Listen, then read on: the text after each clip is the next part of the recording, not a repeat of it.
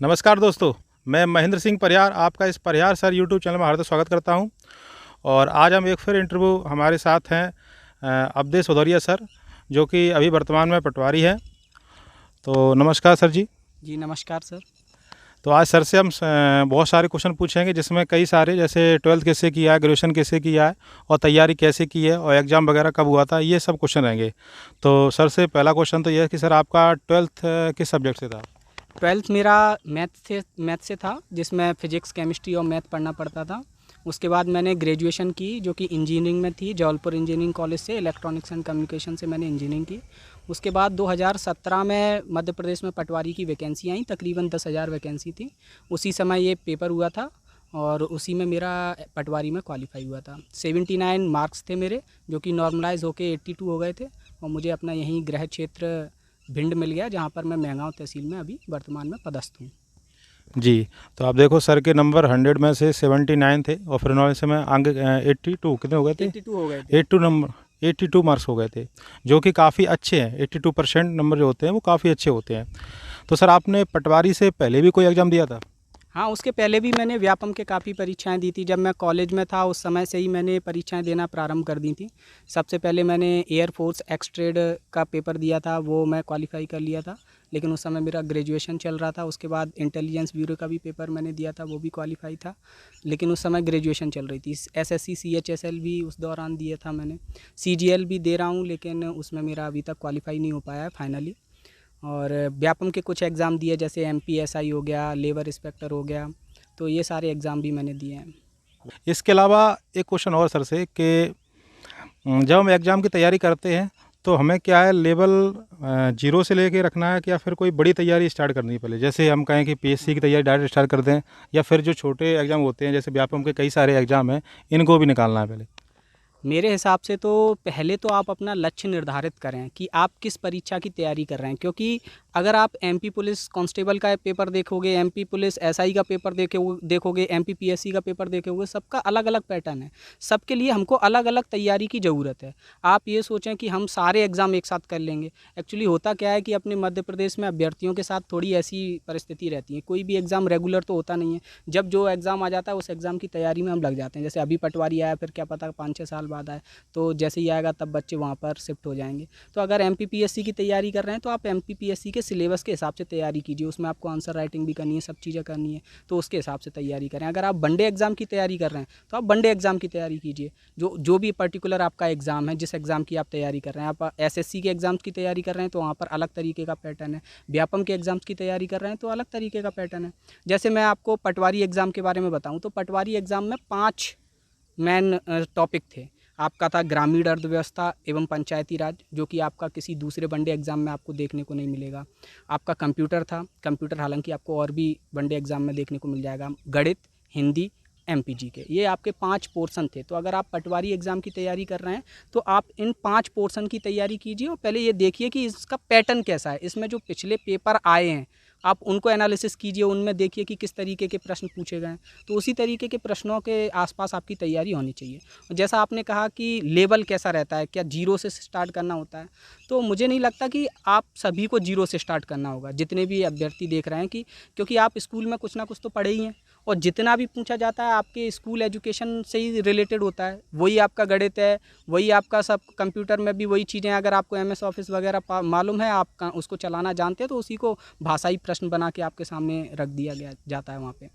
तो बस कुछ चीज़ें हैं, जैसे MPG के आपको नहीं मालूम तो उसकी आप शुरुआत से पढ़ सकते हैं। आपने ग्रामीण अर्थव्यवस्था या पंचायती राज, ये ऐसे टॉपिक हैं जो आपने स्कूल में हो सकता है नहीं पढ़े हों, तो इनको आप शुरुआत से पढ़ सकते हैं, देख सकते हैं कैसे प्रश्न आते हैं। बाकी तो आपके स्कूल एजुकेशन से ही रिलेटेड है सारी चीज़ें, तो आप वही पढ़िए जो आपको नहीं आता हो। आप बिल्कुल बेसिक से शुरुआत करते हैं, और बार बार होता क्या है, अभ्यर्थी बेसिक से चालू करता है, वही 10-12 दिन पढ़ता है, उसके बाद फिर वो ठंडे बस्ते में डाल देता है सारी चीज़ें, फिर दोबारा से फिर वही बेसिक से चालू करता है, फिर वहीं पे वो डाल देता है। सर इस पटवारी एग्ज़ाम में सर CPCT का भी कोई रोल है इसमें? जी हाँ, CPCT का भी रोल है। CPCT अनिवार्य है पटवारी एग्ज़ाम के लिए, लेकिन पिछली बार जब हुआ था 2017 में, तो उस समय CPCT की मान्यता नहीं थी। मतलब ये बोल दिया गया था कि जब आप नौकरी में आ जाएंगे उसके बाद 2 साल के अंदर आपको CPCT करके जमा करना होगा। तो CPCT एक कंप्यूटर प्रोफिशिएंसी इफ़िशिएंसी टेस्ट है। इसमें आपकी टाइपिंग देखी जाती है, हिंदी में आपको टाइपिंग चाहिए होती है और कंप्यूटर से रिलेटेड एक पेपर होता है जिसको आपको पास करना होता है। उसके बाद 1 साल अवधि और बढ़ा दी गई है, तो अभी लॉकडाउन हो गया है जिसकी वजह से इसका पेपर नहीं हुआ, तो अवधि थोड़ी और बढ़ गई है। तो CPCT जो लोग आगे तैयारी कर रहे हैं तो वो कर लें। हो सकता है कि अगली बार जब पटवारी की वैकेंसी आए तो CPCT पहले से ही मांग दी जाए कि आपके पास होनी ही चाहिए। जी सर। सर इसके अलावा सर पटवारी एग्ज़ाम को हम 12th से दे सकते हैं या फिर 10th से है, किससे है ये? ग्रेजुएशन होनी चाहिए आपके पास पटवारी एग्ज़ाम देने के लिए, कम से कम। ग्रेजुएशन तो होनी चाहिए। इसके अलावा सर एक क्वेश्चन और है कि जब अभी 2017 में वैकेंसी आई थी पटवारी की, तो इसके अलावा लगभग 4 साल हो गए हैं, हाँ। तो अभी आगे आ सकती हैं क्या? बच्चे तैयारी कर रहे हैं तो वो करते रहें या फिर अभी और आगे आ पाएंगे? देखिए, इस विषय में तो कुछ कह नहीं सकते हैं, क्योंकि अगर हम देखें एक मोटा-माटी आंकड़ा देखें, सबसे पहले वैकेंसी तो तब दिखाई देंगी जब आपकी वैकेंसी होंगी। आपकी भर्ती तभी आएगी जब वैकेंसी होंगी आपकी विभाग में। तो पिछली बार जितनी वैकेंसी आई थी 9,500 के समथिंग कुछ पद थे, एग्जैक्ट मुझे ध्यान नहीं है। उनमें से 1000 पद वेटिंग के रह गए थे, मतलब कुछ लोगों ने छोड़ दिया था, मतलब किसी दूसरी जगह चले गए थे या फिर कुछ ने वो एग्ज़ाम दिए में मतलब पटवारी ज्वाइन ही नहीं किया था। तो 1000 वैकेंसी अभी भी खाली रह गई हैं, क्योंकि जो वेटिंग वालों को दिया गया है वहाँ पर तकरीबन 100-150 बच्चों की ही क्लियर हुई है और बाकी पोस्ट खाली रह गई हैं, और कुछ और पोस्ट भी खाली रहने की आशंकाएं जो कि लोग रिटायर होते रहते हैं। तो मेरे हिसाब से 2000 वैकेंसी तो अभी पटवारी की खाली होंगी पूरे प्रदेश में। तो देखो जब तक सरकार निकालती है, साल भर तो लगेगा लगभग, मुझे जो लगता है कि 1 साल तो लग जाएगा वैकेंसी आने में। इसके अलावा सर कई सारे बच्चे क्या है तैयारी करते रहते हैं, और कोई 1 साल से कर रहा है, कोई 2 साल से कर रहा है, कई सारे लोग ऐसे भी 4-5 साल से कर रहे हैं, तो उन लोगों के एग्ज़ाम भी नहीं निकलते। तो ऐसा क्या होता है सफल व्यक्ति में और असफल में, क्या अंतर है कि जिससे उनके भी एग्ज़ाम नहीं निकलने लगे? देखिए सर, अगर हम वर्तमान परिदृश्य के बारे में ये बात कहें तो ये बेईमानी हो जाएगी, क्योंकि अभी 3 साल से तो कोई वैकेंसी निकली ही नहीं है और लॉकडाउन आ गया, उसकी वजह से वैकेंसी और आगे बढ़ रही हैं। लेकिन अगर रेगुलर वैकेंसी निकल रही हैं, उसके बाद भी अगर किसी का एग्ज़ाम नहीं निकल रहा है तो उसको अपनी अप्रोच बदलनी चाहिए। हो सकता है वो कुछ गलत ट्रैक से तैयारी कर रहा हो। जैसे होता क्या है कि बच्चे कभी भी सिलेबस नहीं देखते, ज़्यादातर बच्चे जो मतलब एक सिंसियर स्टूडेंट होता है, वो आता है और आते ही वो चेक करता है कि सिलेबस क्या है, फिर पेपर में क्वेश्चन कैसे आते हैं और उसको क्या आता है, उसको क्या नहीं आता है, उसके हिसाब से वो अपनी तैयारी चालू करता है। और एक ऐसा बच्चा होता है जिसको ये लगता है कि हम कोचिंग में पहुंच जाएंगे और हमारा सिलेक्शन हो जाएगा, जो जो सर बताएंगे वो हम पढ़ते रहेंगे। अब सर तो आपके कोचिंग के उसी तरीके से पढ़ाएंगे कि मतलब शुरुआत से पढ़ाएंगे और आखिरी तक पढ़ाएंगे। उनको तो नहीं मालूम कि आपको क्या आता है क्या नहीं आता है, ठीक है, और आपको भी नहीं पता कि हमको क्या आता है हमको क्या नहीं आता है और पेपर में क्या आता है ये भी नहीं मालूम। तो ऐसे बच्चों के साथ समय हमेशा लंबा खिंचता ही चला जाता है, और जैसे जैसे समय बढ़ता जाता है वैसे वैसे एक अतिरिक्त दबाव भी हमारे दिमाग पर बन जाता है और हमको ये लगता है कि हमसे नहीं निकल पाएगा, बहुत कठिन है। तो वो मतलब मोरल डाउन हो जाता है। सर का कहना ये है कि जो भी बच्चा तैयारी कर रहा है वो क्या करे, पहले सिलेबस को देखे और सिलेबस के अलावा जितने भी प्रीवियस पेपर हुए हैं उनको भी सॉल्व करे, तो उसको क्या पता पड़ जाएगा कि कैसा एग्ज़ाम आता है, कैसे हमें क्या करना है।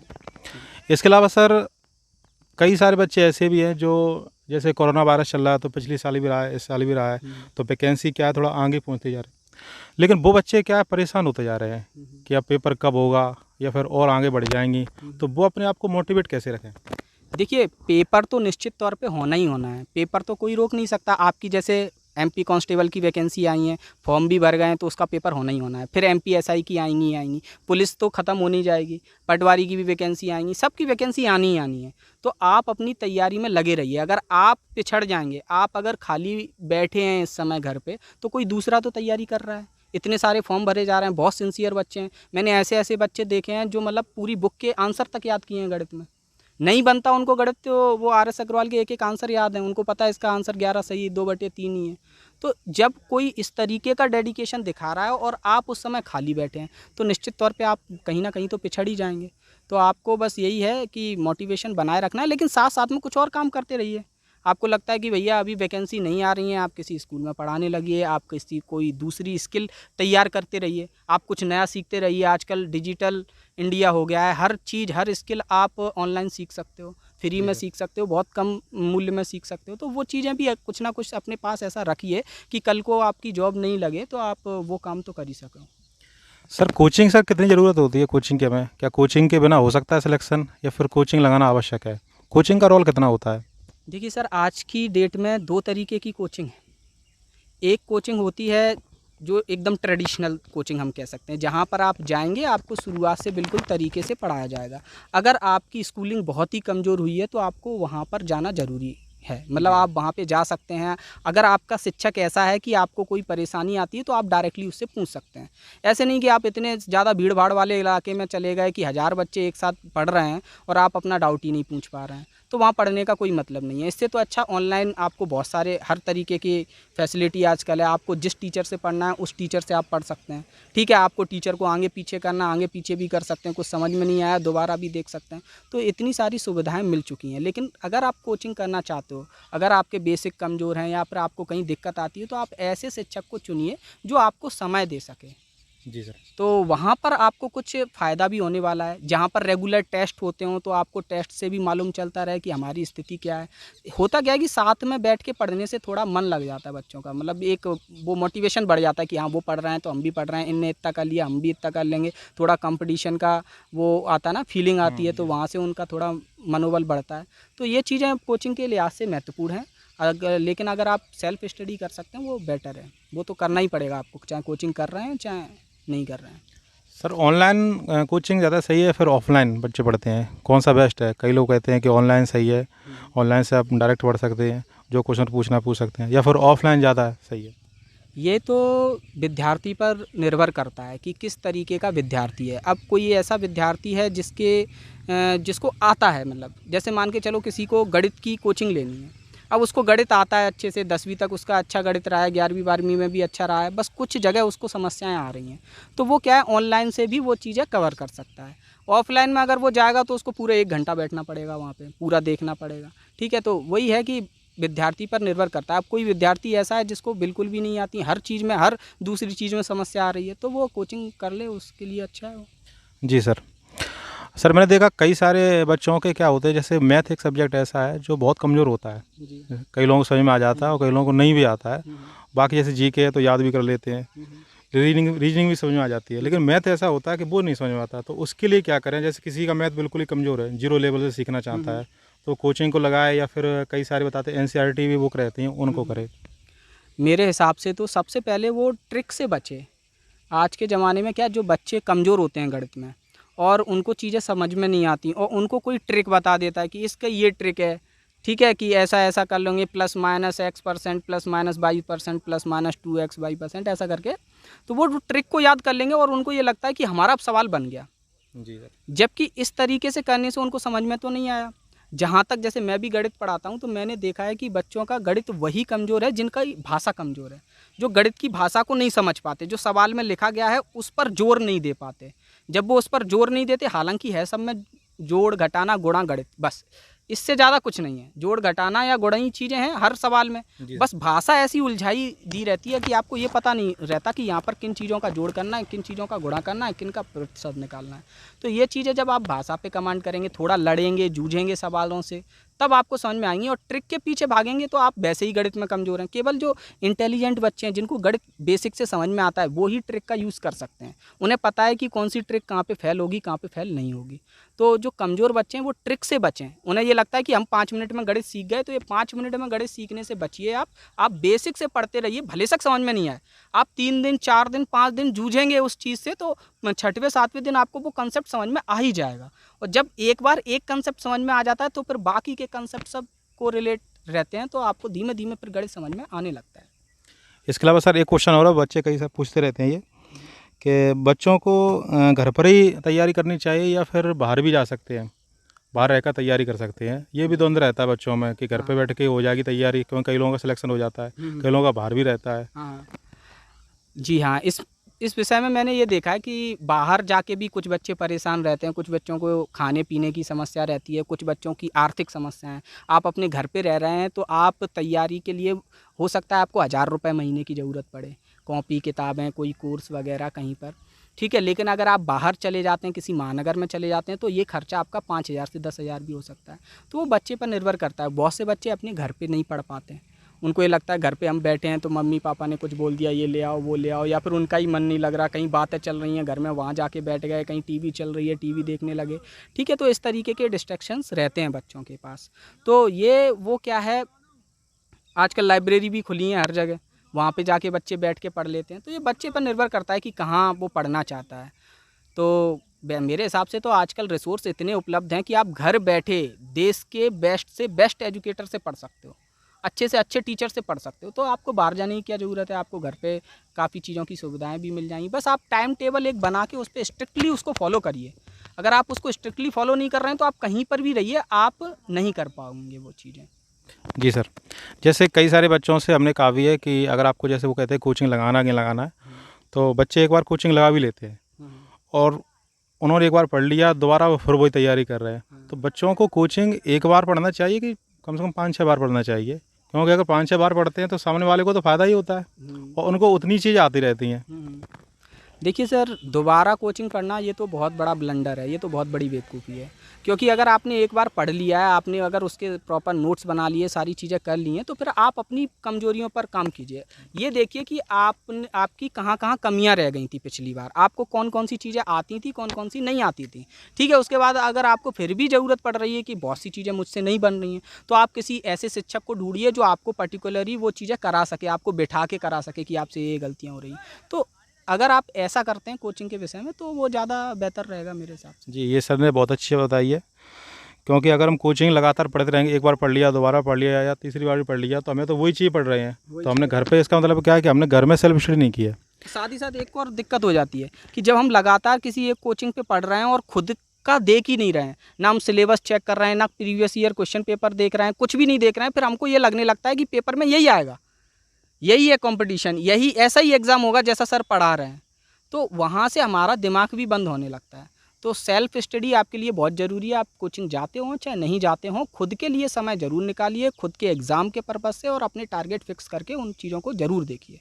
इसके अलावा सर एक शिकायत और आती है, जब बच्चे ऑनलाइन क्लास लेते हैं, तो ऑनलाइन तो मोबाइल पे या लैपटॉप पे लेंगे वो क्लास, जी हाँ। और मोबाइल के साथ फिर उनका मोबाइल यूज बहुत हो जाता है, जैसे व्हाट्सअप है, फेसबुक है या यूट्यूब है। इनसे वो कैसे बचें?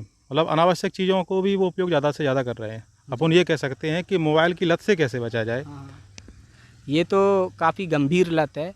इस लत से तो बड़े बड़े लोग नहीं बच पाए हैं। आजकल तो इतने शॉर्ट वीडियोस आ रहे हैं, कहीं उसमें खो जाएंगे, कहीं किसी और चीज़ को देखने लगेंगे। तो मैं तो कुछ नहीं बता सकता इस विषय में कि कैसे बच सकते हैं। बस अपने ऊपर आप कंट्रोल रखिए, कुछ अपने लिए ऐसा फिक्स कर दीजिए कि जिस समय आप इन चीज़ों पे समय दे रहे हों, उस समय अपने आप से कहना है कि नहीं नहीं नहीं, हमको यहाँ नहीं समय देना है। या फिर आप ऐसा करें कि अपना जो कोटा है ना पढ़ाई का, वो पहले ही पूरा कर लें, है ना, कि सुबह सुबह ही हमने आपका 4 घंटे का कोटा था पढ़ाई का, आपने 4 घंटे का पूरा कर लिया। उसके बाद दिन भर आप जो करना चाहें सो करते रहें। ठीक है, तो उसमें वो एक ये रहता है कि हाँ हमने कर लिया। लेकिन यही है कि आप लगातार समय को ख़त्म कर रहे हैं, अपने समय को किल कर रहे हैं, तो वो दिक्कत हो जाती है। मतलब ये कह सकते हैं अपना दृढ़ संकल्प इतना अच्छा हाँ, होना दृढ़ चाहिए। संकल्प होना चाहिए आपके पास। आप दृढ़ संकल्प भी छोटी छोटी चीज़ों से आएगा। आप मतलब कोई एक छोटी सी चीज़, कोई भी आदत हो आपके पास, कोई भी बुरी आदत हो, आप उस बुरी आदत को छोड़ने का ट्राई कीजिए। आप ये सोचिए कि हम 1 दिन के लिए इस बुरी आदत को छोड़ेंगे, फिर आप ये ट्राई कीजिए अब हम 2 दिन के लिए इस बुरी आदत को छोड़ेंगे। तो वहाँ से आपका दृढ़ संकल्प बढ़ता है। तो ये सर यहाँ से मतलब फिर बाकी की चीज़ों में भी ये चीज़ दिखने लगती है कि हमने सोच लिया है, वो हमको करना है। अब सर उन बच्चों के लिए आप क्या कहेंगे जो तैयारी कर रहे हैं और वैकेंसी अभी इस टाइम है नहीं है, और लगभग 2-3 साल उनको हो गया तैयारी करते हुए? तो उनके लिए तो मैं यही कहूँगा कि आपकी देखो वैकेंसी, आप केवल मध्य प्रदेश की वैकेंसी पे निर्भर नहीं रहिए। जो मध्य प्रदेश के बच्चे हैं, आप अगर मूव कर सकते हैं अपने घर से, मतलब आप कहीं और भी नौकरी करने के इच्छुक हैं, तो आप उत्तर प्रदेश या फिर राजस्थान, जहाँ जहाँ भी वैकेंसी निकलती हैं उन वैकेंसीज़ को देखिए। अगर आपने ये संकल्प कर ही लिया है कि हमको सरकारी नौकरी ही करनी है, तो जो भी डिग्री डिप्लोमा और अदर ज़रूरत पड़ती है तो उनको भी कर लीजिए। या फिर कोई एक ऐसी स्किल साथ में ज़रूर आप सीखिए जिससे कि आपको मतलब बाद में पछताना ना पड़े कि हमको ये चीज़ नहीं, मतलब अगर हम इस लाइन में नहीं जा सकते तो हमारे पास कोई भी लाइन नहीं है, फिर आप फिर से वही प्यास लग रही है तब कुआं खोदने वाली कंडीशन ना बने। हालांकि वैकेंसी आएंगी, आप तैयारी अपनी जारी रखिए, लेकिन 1-आध घंटा किसी दूसरी स्किल पे देने लगिए। जैसे मैं भी मतलब काफ़ी सारी चीज़ें सीखता रहता हूँ, नई नई चीज़ें, जो भी मुझे लगता है कि ये काम मेरे लिए सही रहेगा। डिजिटल मार्केटिंग तो मैंने सीख लिया, उसका एक कोर्स देख लिया। ठीक है, मैंने अभी यहीं पे फाइनेंस की थोड़ी सी पढ़ाई कर ली, मुझे लगा कि ये शायद मुझे कभी ना कभी यूज़फुल रहेगी। अब मैंने ऐसी इसी तरीके की जो भी चीज़ें मुझे दिखती हैं कि ये मुझे कहीं ना कहीं फाइनेंशियली काम आ जाएंगी, अगर मेरी जॉब छूट जाती है या फिर मैं कहीं पर मुझे पैसे की दिक्कत आती है, तो वहाँ पर मैं वो काम कर सकता हूँ। अल्टरनेटिव ज़रूर रखिए आप। जी, और सर का एक चैनल भी चल रहा है, तपोभूमि क्लासेस, तो आप उस पर भी देख सकते हैं, कई सारे वीडियो डले हैं और लाखों सब्सक्राइबर हैं उसमें। कितने हैं अभी? जी 4 लाख हैं अभी हाँ, तो। 4 लाख सब्सक्राइबर, काफ़ी सब्सक्राइबर होते हैं ये। इसके अलावा सर एक क्वेश्चन और है ये हम्म, कि जो बच्चे जैसे जो बाहर निकल जाते हैं और बाहर निकल के वो तैयारी कर रहे हैं, तो बाहर निकलने पे क्या कोचिंग तो उनको पता नहीं कौन सी कोचिंग कैसी है, हाँ। उनको वो डिसाइड कैसे करें कि ये कोचिंग अच्छी है कि ये कोचिंग अच्छी है? अब इस विषय में तो यही है कि बच्चों के ही रिव्यू लीजिए आप, जो स्टूडेंट के रिव्यू, आप वो वाले रिव्यू नहीं देखिए जो कोचिंग के पैम्पलेट पे लिखे हैं, क्योंकि कोचिंग के पैम्पलेट पे ज़्यादातर मतलब पेड रिव्यू ही लिखे रहते हैं। मतलब वही स्टूडेंट है, वो 4 कोचिंगों पे आपको उनके रिव्यू दिख जाएंगे, वही भाषा आपको ऐसी दिखेगी जैसे किसी ने बना के लिखी हो। तो आपके जो आसपास के लोग हैं आप उनसे देखिए, और कोचिंग से ज़्यादा आप टीचर को महत्व दीजिए। आप देखिए कि कौन सा टीचर ज़्यादा अच्छा पढ़ाता है। तो आजकल तो मतलब आपको डेमो भी नहीं लेना है, हर कोचिंग ऑनलाइन है। ऐसी बहुत ही कम कोचिंग होंगी जो ऑनलाइन नहीं है, और जो ऑनलाइन नहीं हो रही है कोचिंग, उसका आप यकीन मान के चलिए उनमें दम नहीं होगा, क्योंकि वो अपना कंटेंट बाहर दिखाना ही नहीं चाहते। उन्हें पता है हमारे कंटेंट में कमी है, इस वजह से वो ओपन कंटेंट आपको नहीं दे रहे हैं। तो आप पहले जज कीजिए, फिर अपना कोचिंग चयन कीजिए अगर आपको ऐसा करना है तो। जी सर, तो ये रहा हमारा सर का इंटरव्यू, और काफ़ी अच्छी तरीके से बताया सर ने। इसके अलावा आपको जो भी कोई क्वेश्चन पूछना है तो आप कमेंट कर सकते हो, और अगर वीडियो पसंद आया है तो लाइक, कमेंट और शेयर कर सकते हो। धन्यवाद दोस्तों। एक और बात कहना चाहूँगा कि ये वीडियो इसमें से रिलेटेड आपको और भी कोई प्रश्न हो पटवारी एग्ज़ाम का, तो अपन सर पार्ट 2 कर लेंगे। उसमें मतलब जो भी बच्चों के प्रश्न होंगे वो इकट्ठे करके 3-4 महीने बाद जब भी पटवारी की वैकेंसी आएगी तो उस समय फिर एक ऐसा वीडियो रख लेंगे जहाँ पे सभी बच्चों की क्वेरीज सॉल्व हो जाएंगी।